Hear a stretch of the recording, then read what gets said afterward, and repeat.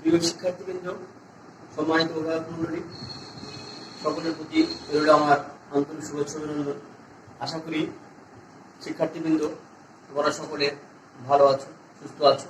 তোমাদের দোয়ায় এবং আল্লাহর অশেষ কৃপায় আলহামদুলিল্লাহ আমি মোটামুটি ভালো আছি।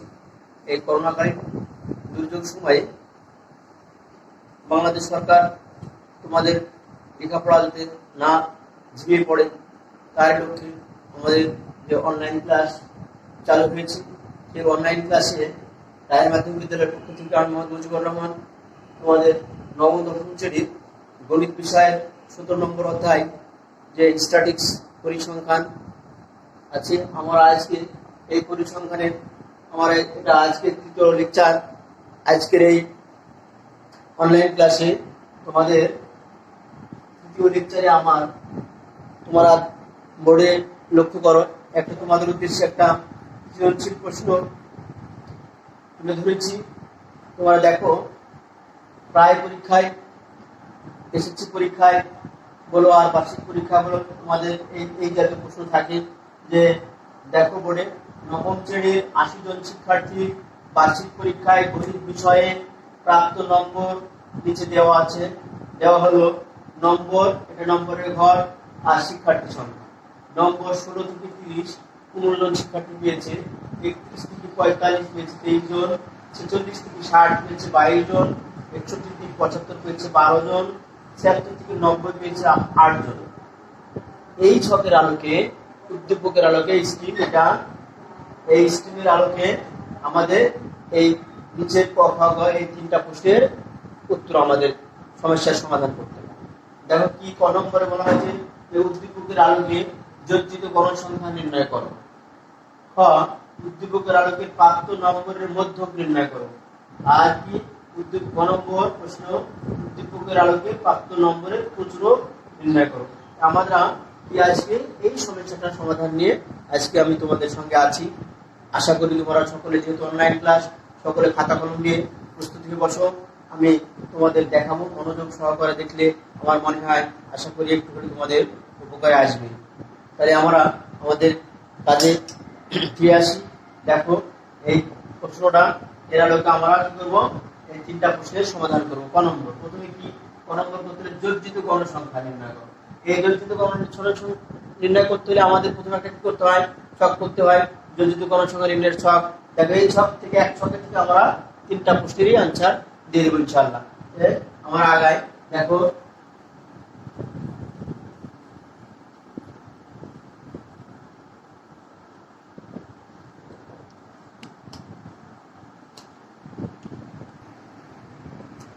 শিক্ষার্থীবৃন্দ লক্ষ্য করো, আমাদের ক নম্বর প্রশ্ন ছিল কি, যে উদ্দীপকের আলোকে ক্রমযোজিত গণসংখ্যা বা যোজিত গণসংখ্যা নির্ণয় করো।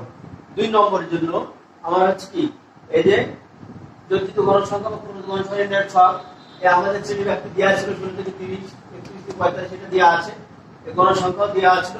আমার শুধু কি যোজিত গণসংখ্যা নির্ণয় করতে, প্রথমে কত 15, তারপর কি করতে হয়, যোজিত গণসংখ্যা নির্ণয় করতে হলে প্রথমটার সাথে পরেরটা যোগ করতে হয়। যোগ করেছি 15 প্লাস 23 38, 38 সাথে গণসংখ্যা কত আছে 22, 38 প্লাস 22 60, এবার 60 এর সাথে 12 পরবর্তী সংখ্যা, এই যে 12 যোগ করলাম গণসংখ্যা 72 সংখ্যা পরবর্তী গণসংখ্যা যোগ, এভাবে একটা সংখ্যা প্রথমটার সাথে পরবর্তী সংখ্যাটা যোগ করে যেটা হয় সেটা আমাদের ক্রমযোজিত বা যোজিত গণসংখ্যা। আমাদের যোজিত গণসংখ্যা কত 80। দেখো আমাদের প্রশ্ন ছিল নবম শ্রেণীর 80 জন শিক্ষার্থীর বার্ষিক পরীক্ষায় প্রাপ্ত নম্বরের দেওয়া হলো, আমাদের ক্রমযোজিত গণসংখ্যা নির্ণয় করতে বলা হয়েছে। আমাদের এখানে তাই কি হয়েছে, 80 জন গণসংখ্যা কিন্তু 80 জন হয়েছে, তাহলে আমাদের নির্ণয় যোজিত গণসংখ্যা 80 হয়ে গেছে। আমাদের ক নম্বর প্রশ্নের উত্তর আমরা পেয়ে গেছি। তোমরা মনে হয় ইনশাআল্লাহ সকলে বুঝে গেছো। এবার আমাদের ক নম্বরে আসা যায়। ক নম্বরের প্রশ্ন ছিল কি, এই উদ্দীপকের আলোকে একটা প্রশ্ন, যে প্রশ্ন দিয়ে আসলো, এই ছকটার আলোকে এটা হচ্ছে উদ্দীপক এরকম ছিল, এর আলোকে, এই ছকের আলোকে আমাদের মধ্যক নির্ণয় করতে হবে। যে বিন্যস্ত উপাত্তের, এটি বিন্যস্ত উপাত্ত মানে সাধারণ উপাত্ত, এই উপাত্তের মধ্যক নির্ণয় করতে হবে। তা আমরা জানি বিন্যস্ত উপাত্তের ক্ষেত্রে মধ্যক নির্ণয়ের সূত্রটা আমরা এর আগে জেনেছি, যে আমরা খ নম্বর নিয়ে আলোচনা এবার আসছি। দেখো শিক্ষার্থীবৃন্দ, যে ক, এই ছকে থেকে আমরা ক সমস্যার সমাধান করে দিব। যে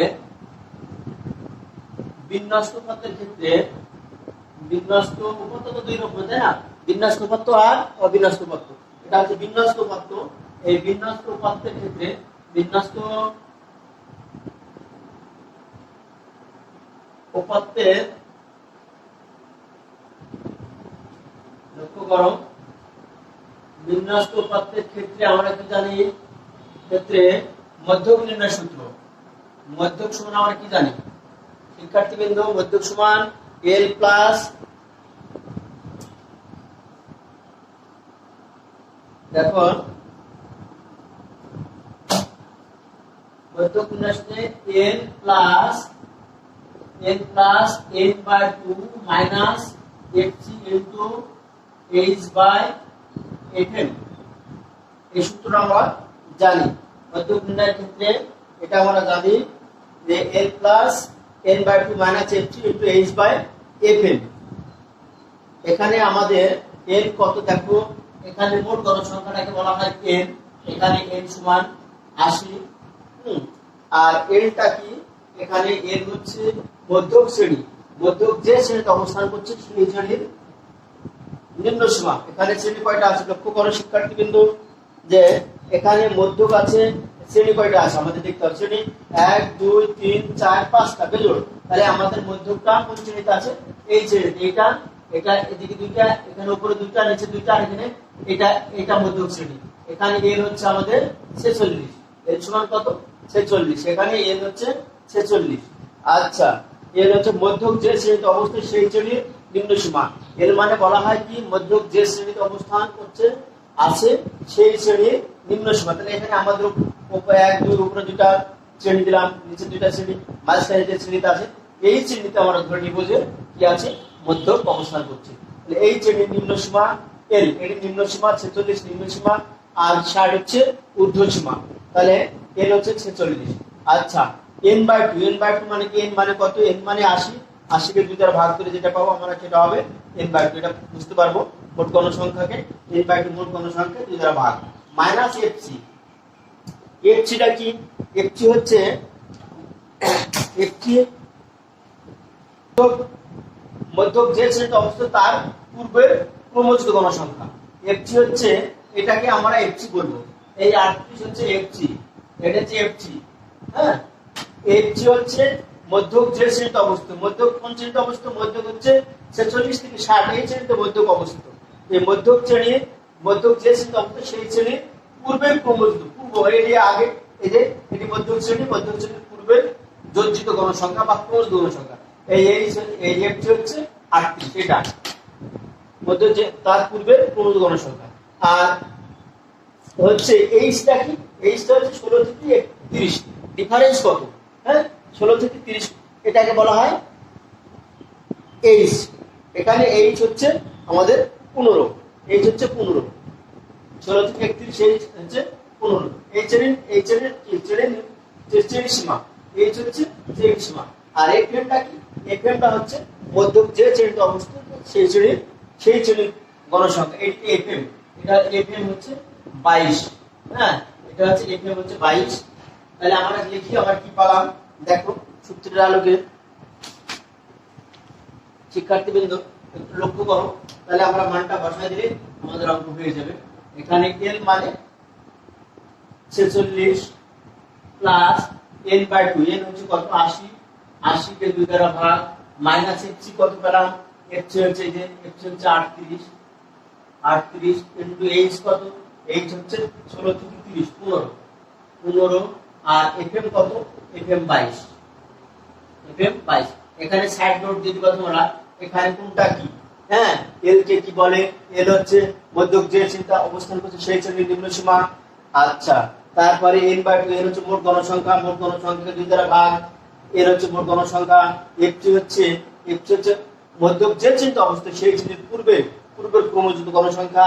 আর fm হচ্ছে মধ্যক যে শ্রেণীতে অবস্থিত সেই শ্রেণীর গণসংখ্যা। মধ্যক যে শ্রেণীতে অবস্থান করছে, মধ্যকটা এই শ্রেণীতে আছে, এই শ্রেণীর গণসংখ্যাকে বলা হচ্ছে fm। তাহলে আমার এটা এখানে সাইড নোট তোমরা পাশে দিয়ে দিবে। তাহলে দেখো এবার হিসাব নিকাশ করা হচ্ছে 40 প্লাস 80 কে 2 দ্বারা ভাগ করলে কত হয়? 40 মাইনাস 38 ইনটু দেখো 15/22, তাহলে কত হচ্ছে 46 প্লাস এখানে কত হচ্ছে 2 গণিত 15/22, তাহলে কত হচ্ছে 46 প্লাস 30/22, তাহলে কত হবে আমাদের 46 প্লাস 22, 30 কে 22 দিয়ে ভাগ করো, 30 কে 22 দিয়ে ভাগ করলে কত হবে 1.36, তাহলে 47.36, রাইট। এটা আমাদের হচ্ছে কি হলো মধ্যক পেয়ে গেলাম। শিক্ষার্থীবৃন্দ একটু লক্ষ্য করো, মনে হয় তোমরা সকলে বুঝতে পারবে ইনশাআল্লাহ, আশা করি। যে আমরা কি পেলাম, মধ্যক সমান বিন্যস্ত, যেটা এটা বিন্যস্ত পত্র, এই বিন্যস্ত পত্রের মধ্যক নির্ণয়ের ক্ষেত্রে বিন্যস্ত পত্রের ক্ষেত্রে মধ্যক সমান আমরা জানি L plus n/2 minus f3 into h/fm। তাহলে এখানে এলটা সব প্রত্যেকটায় ব্যাখ্যা করে দিবা, এগুলোকে চলক বলা হয়।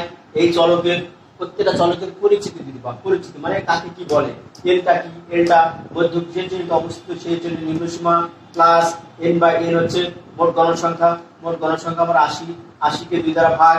আচ্ছা f3টা কি, f3 মধ্যক যে শ্রেণীতে অবস্থিত তার পূর্বের শ্রেণী ক্রমযোজিত গণসংখ্যা। তাহলে পূর্বের শ্রেণী গণসংখ্যা, ক্রমযোজিত গণসংখ্যাকে এটা মধ্যক শ্রেণী, তার আগের শ্রেণী হচ্ছে এটা, এর আগের শ্রেণী 31 থেকে 45, তার সেই শ্রেণীর যোজিত গণসংখ্যা। যোজিত গণসংখ্যা কত পেলাম যে 38, তাহলে f3 হচ্ছে 38। আচ্ছা, আর এই যে এইচটা কি, এইচটা শ্রেণী এখান থেকে 16 শ্রেণী ব্যবধান কত, 16 থেকে 30 কত শ্রেণী ব্যবধানটা কত সেটা 15, আর 22 হচ্ছে fm মধ্যক যে শ্রেণীতে অবস্থিত সেই শ্রেণীর গণসংখ্যা।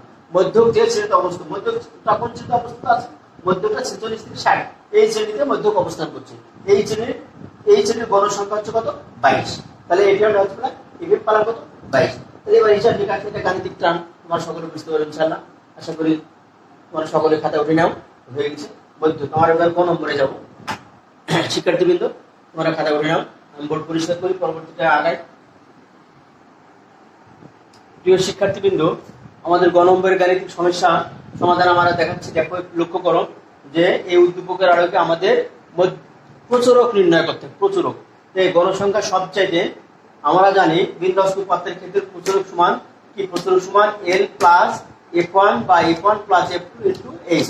এটা হচ্ছে বিন্যস্ত পত্রের ক্ষেত্রে এটা হচ্ছে প্রচুরক নির্ণয়ের সূত্র, গাণিতিক সূত্র, হ্যাঁ প্রচুরক নির্ণয় সূত্র। তাহলে এবার আমরা সূত্রটা লিখলাম, এবার আমরা এখানে দেখবো এই ছকের আলোকে, এই উদ্দীপক এই ছকের আলোকে আমরা এই গাণিতিক সমস্যার সমাধান করব। তাহলে এবার দেখবো L প্রচুরক সবচেয়ে বেশি কোনটা, গণসংখ্যা সবচেয়ে বেশি প্রথম শ্রেণীতে 16 থেকে 30, সেই শ্রেণীতে গণসংখ্যা আছে 15, আর 31 থেকে 45 সেই শ্রেণীতে গণসংখ্যা আছে 23, তারপরে 46 থেকে 60 এই শ্রেণীতে গণসংখ্যা আছে 22, 61 থেকে 75 এই শ্রেণীতে গণসংখ্যা আছে কত 12 জন, 12, 76 থেকে 90 এই শ্রেণীতে গণসংখ্যা আছে কত 8।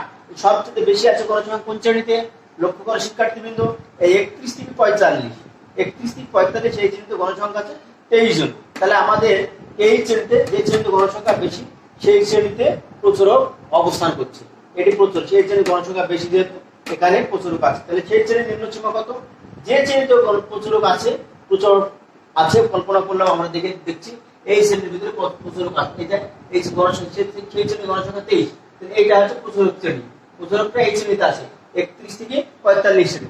এই শ্রেণীর নিম্নসীমা কত, এখানে L সমান আমাদের L সমান হবে 31, বসাও শিক্ষার্থীবৃন্দ, L সমান আমরা কত পাচ্ছি, L সমান এখানে 31, নিম্নসীমা 31 প্লাস f1 কাকে বলা হচ্ছে, যে প্রচুরক যে শ্রেণীতে অবস্থিত তার পূর্বের প্রচুরক শ্রেণীর গণসংখ্যা বিয়োগ তার আগের পূর্বের শ্রেণীর গণসংখ্যা। তাহলে প্রচুরক শ্রেণী আছে 23, প্রচুরক শ্রেণীর গণসংখ্যা তো 23, তাহলে এখানে f1 বলতে আমরা পাবো f1 মানে কত 23 মাইনাস 15, এই যে 23 মাইনাস 15, তাহলে কত হচ্ছে বিয়োগ করলে 23 8, তাহলে f1 মানে কত পেলাম 8, তাহলে f1 হচ্ছে আমাদের 8, আর হচ্ছে f2 কত হবে, f2 মানে হচ্ছে এই যে শ্রেণীতে প্রচুরক অবস্থিত সেই শ্রেণীর গণসংখ্যার ভিতরে পরের শ্রেণীর গণসংখ্যা বিয়োগ, 23 মাইনাস 22,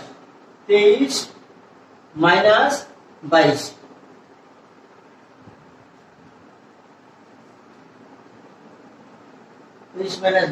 দেখো তাহলে কত হচ্ছে 1। তাহলে f1 কত পেলাম, আমার f2 পেলাম কত 1, 1 পেলাম। এখানে লেখো f1 হচ্ছে 8, f2 হচ্ছে 1, গুণন হচ্ছে h কত, h আমাদের এখানে h হচ্ছে আমাদের 15, এখানে h 15। তাহলে দেখো 31 প্লাস কত হবে 120/9, তাহলে 31 প্লাস 120 কে 9 দ্বারা ভাগ করো,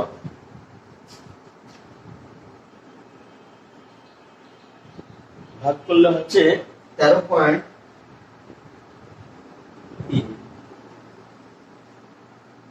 এটা হচ্ছে হবে হচ্ছে 44.3, এত প্রায়। এটা আমাদের প্রশ্ন। শিক্ষার্থীবৃন্দ একটু লক্ষ্য করো, আশা করি তোমরা সকলে বুঝতে পারবে। একটু দেখো, আমরা লিখলাম কি প্রচুরক নির্ণয় সূত্র লিখলাম। আমরা জানি বিন্যস্ত পথের ক্ষেত্রে প্রচুরক সমান L প্লাস F1 বা F1 plus F2 into H। এখানে L বলতে কি বোঝাচ্ছে, যে প্রচুরকটা যে শ্রেণীতে অবস্থিত সেই শ্রেণীর নিম্ন সীমা। 31 থেকে 45 এই শ্রেণীতে সবচেয়ে গণসংখ্যা বেশি আছে 23, তাহলে এই শ্রেণীর নিম্ন সীমা এইটা 31 কে বলা হচ্ছে নিম্ন সীমা, আর 45 কে বলা হচ্ছে ঊর্ধ্ব সীমা। তাহলে 31 হচ্ছে L, L কে L হচ্ছে L সমান 31 পেলাম। এবার হচ্ছে F1 টা কি প্রচুরক শ্রেণীর গণসংখ্যার ভিতরে প্রচুরক যে শ্রেণীতে অবস্থিত সেই শ্রেণীর পূর্বের শ্রেণীর গণসংখ্যা বিয়োগ 23 মাইনাস 15, কোন কত হলো 8। এবার F2 টা কি, যে প্রচুরক শ্রেণীর গণসংখ্যা কত 23 মাইনাস পরের শ্রেণীর গণসংখ্যা, পরের শ্রেণীর গণসংখ্যা কত 22, তাহলে 23 মাইনাস 22, তাহলে কত হয় F2, এটাকে F2 দ্বারা প্রকাশ করা হয়েছে। F2 হচ্ছে আমাদের 1, 23 মাইনাস 22 সমান 1। এবার H হচ্ছে শ্রেণী ব্যবধান। ওই শ্রেণী ব্যবধান আমরা তো ক নম্বরে শিখেছি, এই 16 থেকে 30 শ্রেণী ব্যবধান হচ্ছে 15 বসালাম। এবার কি করলাম, গাণিতিক ট্রামেটা বুঝতে পারবেন সকলে। 31 প্লাস এই 15 কে 8 দিয়ে গুণ করলে 120, আর নিচের 8 প্লাস 1 9, তাহলে 120 কে 9 দ্বারা ভাগ করলে 13.3, এটা যোগ করলে হয়ে গেল। তাহলে আমাদের কত হলো, অর্থাৎ নির্ণয় প্রচুরক সমান কত 44.3, হ্যাঁ 0 হয় এত প্রায়। তাহলে আমাদের নির্ণয় প্রচুরক হয়ে গেল। শিক্ষার্থীবৃন্দ, আশা করি তোমরা সকলে বুঝতে পারছো। তোমরা খাতা উঠে নাও। এই আলোকে এরকম যতই সমস্যা থাক না কেন, যত যে সব যাই থাকুক না কেন, তোমরা এই সূত্রের আলোকে তোমার গাণিতিক সমস্যা সমাধান করতে আমার মনে হয় কারো অসুবিধা হবে না। বাসায় বসে বসে একটু প্র্যাকটিস করবে ইনশাআল্লাহ। এই করোনাকালীন সময়ে তোমরা যদি একটু বাসায় দেখো, তাহলে অঙ্কের ভীতি তোমাদের সকলের দূর হয়ে যাবে। হ্যাঁ, অঙ্কের ভীতির কোনো কারণ নাই। Practice makes a man perfect. যত অনুসরণ করবে, অঙ্ক যত অনুসরণ করবে, তত তোমাদের কাছে আরো সহজ মনে হবে, আনন্দ পেতে হবে। যে কোনো কাজে আনন্দ পেতে হলে, আনন্দ যখনই পাবা তখনই সেই কাজ তোমার সফলতা অর্জন করতে পারবে, না তথাপি সাফল্য অর্জন করা সম্ভব নয়। আমি আশা করি, আমি মনে করি অঙ্ক তোমাদের খুবই সহজ মনে হবে যদি প্র্যাকটিস করো প্রতিদিন। অন্তত প্রতিদিন 1 ঘন্টা করে বাসায় এখন প্র্যাকটিস করবে। এখন যেহেতু অনেক সময় স্কুল নাই, বাসায় বসে তোমরা অবসর সময়ে একটু অঙ্ক নিয়ে, এই যে আমি আজ দেখালাম এই গাণিতিক সমস্যাটা, এই আলোকে যতই সমস্যা থাকো না কেন, একই আলোকে একই সূত্রে বিন্যস্ত পথের ক্ষেত্রে মধ্যক নির্ণয় বলো, প্রচুরক নির্ণয় বলো, আর যোজিত কোনো সংখ্যা তো খুবই সহজ, 1 মিনিটের মধ্যে তোমরা করতে পারবা। এই সমস্যাগুলো এরকম অঙ্ক থাকবে তোমাদের একটা, এটা হচ্ছে কম্পালসারি যে কি পরিসংখ্যানের 17 নম্বর অধ্যায় দিয়ে দুটো সেট থাকবে, একটা সেট তোমাদের করতেই হবে। আর পাস করার জন্য এই অধ্যায়টা আমি মনে করি সকল শিক্ষার্থীর জন্য অপরিহার্য। হ্যাঁ, এটা যে দুর্বল শিক্ষার্থী যারা আছো, তোমাদের ভয়ের কারণে তোমরা এই পরিসংখ্যান করে 10 মার্ক পেয়ে যাবে ইনশাআল্লাহ। আশা করি তোমরা বাসায় ভালো করে দেখাবে। তোমাদের ভবিষ্যৎ উজ্জ্বল কামনার জন্য করি এই বলে আজকের অনলাইন ক্লাসে তোমাদের সকলকে আন্তরিক শুভেচ্ছা, ধন্যবাদ। ভালো থাকো, সুস্থ থাকো, আল্লাহ হাফিজ।